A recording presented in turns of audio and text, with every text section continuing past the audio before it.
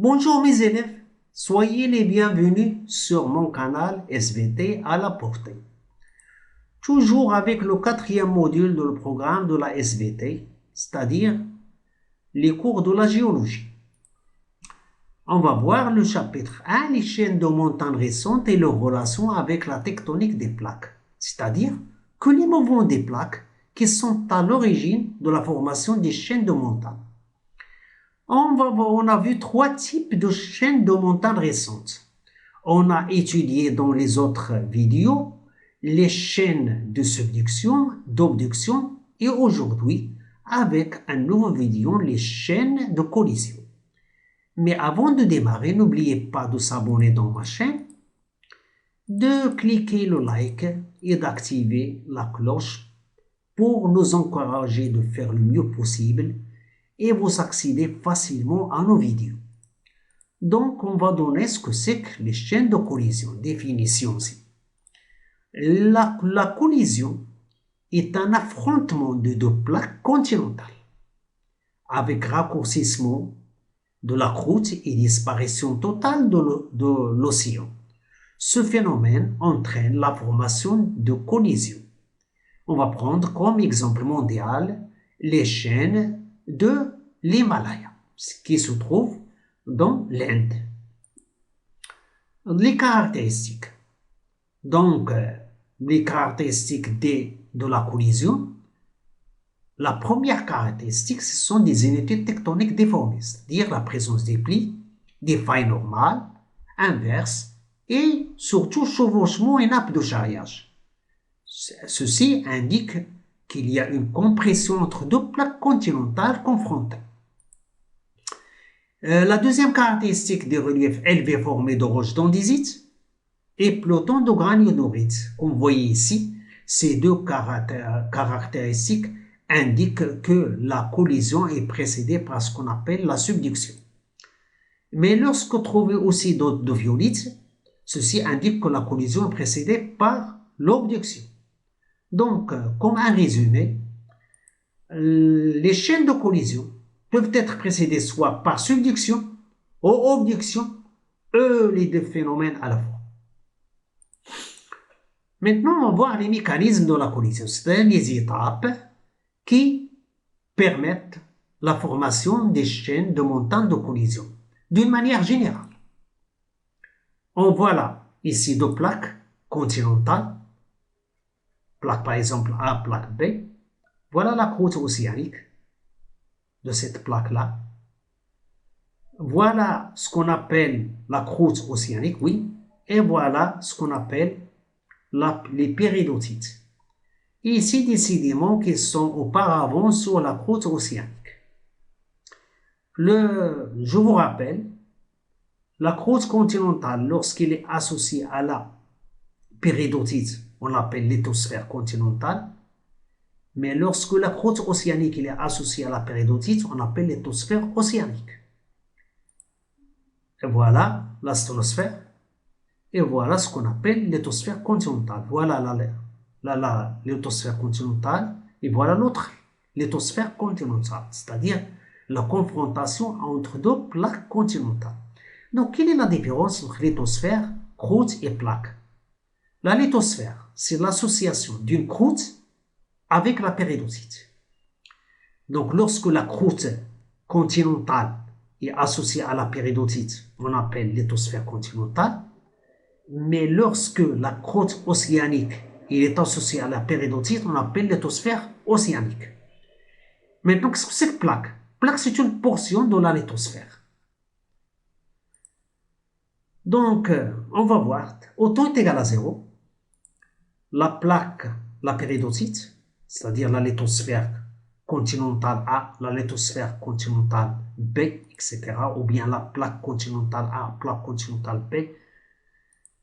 Voilà la croûte océanique ici. Sous l'effet de force compressive, les deux plaques continentales se rapprochent, ce qui induit le phénomène de la subduction. Voilà le phénomène de la subduction, c'est-à-dire la croûte océanique va glisser sous la croûte ou sur la plaque continentale B. Et comme vous voyez dans les caractéristiques qu'on a vues dans la subduction, il y a ce qu'on appelle des volcans explosifs, c'est-à-dire des roches andésitiques, et il y a aussi le prisme d'accrétion. Voilà, ici la subduction précède la collision, c'est-à-dire avant la confrontation entre les deux plaques, et il y a subduction.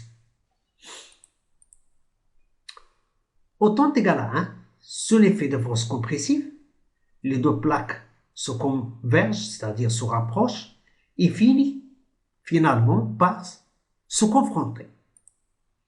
Donc, la fermeture totale de l'océan, c'est-à-dire il n'y a plus d'océan, et par la suite, collision des deux plaques. Le roche se déforme, il y a formation de plis, faille et nappe de charriage ici. Donc, la croûte océanique en subduction reste entre les deux plaques et forme ce qu'on appelle suture ophiolitique. Donc, lorsque vous trouvez dans une coupe géologique une suture ophiolitique, uniquement, cela vous indique que la collision elle est procédée uniquement par la subduction et non pas par l'obduction. Les étapes qui forment les chaînes émaliennes, c'est-à-dire, on va voir maintenant comment les chaînes émaliennes ont été formées. Comme vous voyez, il y a confrontation entre plaques indiennes et plaques eurasiatiques. Donc, sous l'effet de force compressive de deux côtés opposés, il y a convergence des deux plaques et il y a ce qu'on appelle une grande cassure, c'est-à-dire une subduction intra-océanique. Voilà la portion de la croûte océanique de la plaque eurasiatique qui se trouve ici sous la portion de la croûte océanique de la plaque indienne. Donc, phénomène de subduction. Au temps égal à 1, sous l'effet de force compressive, toujours, ces deux plaques se rapprochent. Et la croûte océanique de la plaque eurasiatique, malgré sa densité élevée, ne peut plus se glisser sur la plaque indienne. Pourquoi? Parce qu'elle est bloquée par la subduction précédente.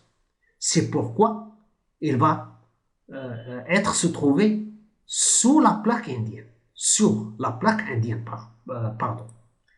Donc, il y a phénomène d'obduction.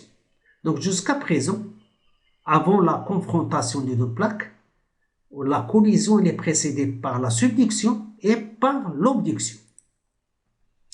Toujours sous l'effet de force compressive, les deux plaques se rapprochent et la croûte océanique de la plaque eurasiatique va envahir la plaque indienne, comme vous voyez ici.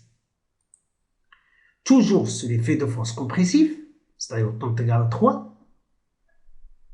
les deux plaques arrivent finalement à se confronter et il y a ce qu'on appelle élévation de relief, épaississement, raccourcissement et formation des chaînes émaliennes, comme vous voyez ici. Donc, les montagnes de l'Himalaya sont constituées d'ophiolites en obduction et d'ophiolites qui forment ce qu'on appelle suture ophiolitique, c'est-à-dire que la collision qui forme les chaînes d'Himalaya ont été précédées par les deux phénomènes à la fois. Donc, à bientôt avec un nouveau vidéo